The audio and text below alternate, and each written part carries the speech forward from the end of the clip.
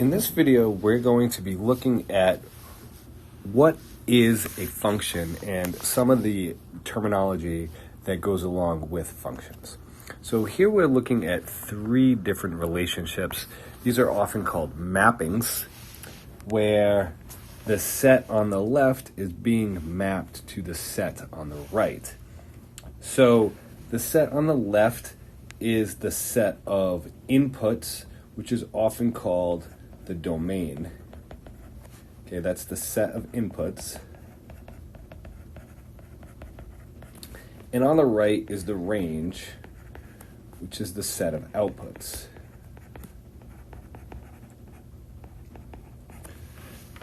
So in this first example, we could see the domain is A, B, and C. It's being mapped to the range of 1, 2, 3, 4. A is being mapped to 1, B is not being mapped to anything, and C is being mapped to 3.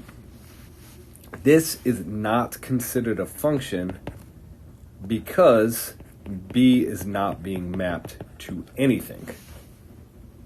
So I like to think of functions in the terms of like a soda machine, right? So if we had, I'm just going to draw a bad picture of a soda machine, okay?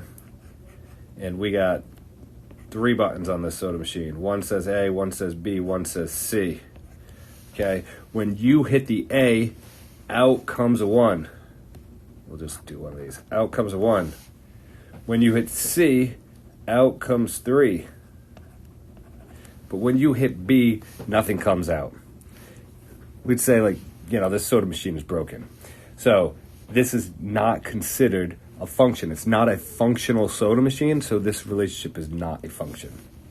Let's look at B. So B, our domain, I'm just going to put a capital D there for domain, is A, B, and C once again, and our range is 1, 2, 3, and 4 again. So now, if we think of this as a soda machine, once again, we have A, we have B, we have C. We hit the A, out comes a 1. We hit the B, out comes a 2. So far, it looks like a functional soda machine. But when we hit C, out comes either a 2 or a 3. We don't know which it is. Now, if this was a soda machine and, C is the Coke button, and we hit the Coke button and out comes a Sprite sometimes or a Coke other times, we wouldn't be very happy about that. We wouldn't say this soda machine is broken. This is not a functional soda machine, so this relationship is not a function. Now, finally, in the last example, we have our domain and our range. They are the same again. This time, when we hit the A button, out comes a 3. When we hit the B, out comes a 1. When we hit the C, out comes a 3. So every time we hit the A, a 3 comes out. Every time we hit a B, a 1 comes out. Every time we hit a C, a 3 comes out. We know exactly what's going to come out of the soda machine when we hit the button. Granted, we don't have any chance of getting a 2 or a 4.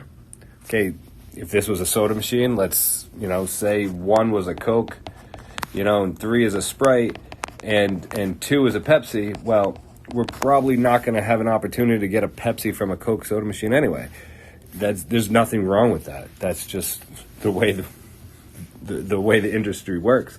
This is considered a function.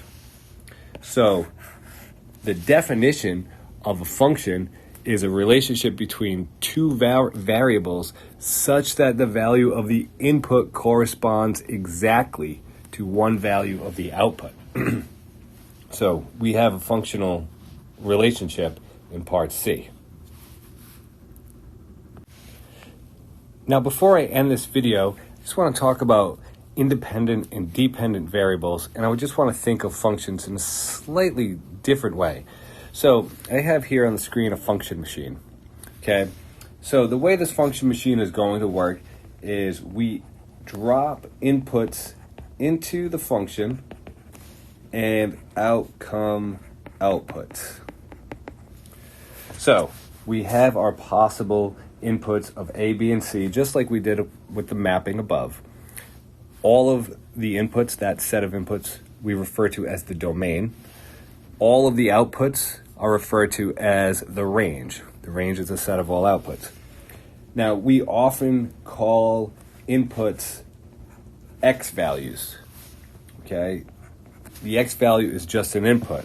We often call the outputs range values. So you drop an X into the function machine and out spits a Y. Now, the X values we call the independent variable, and the outputs are the dependent variable. So why do we do that? Well, if this was a working function machine, we could decide which input we were going to drop into the machine. We're either going to drop in an A, we're going to drop in a B, or we're going to drop in a C. What comes spitting out of the machine, we have no control over. The function machine turns our input into an output. So our output depends on what it is we drop into the machine. What we drop into the machine does not depend on anything.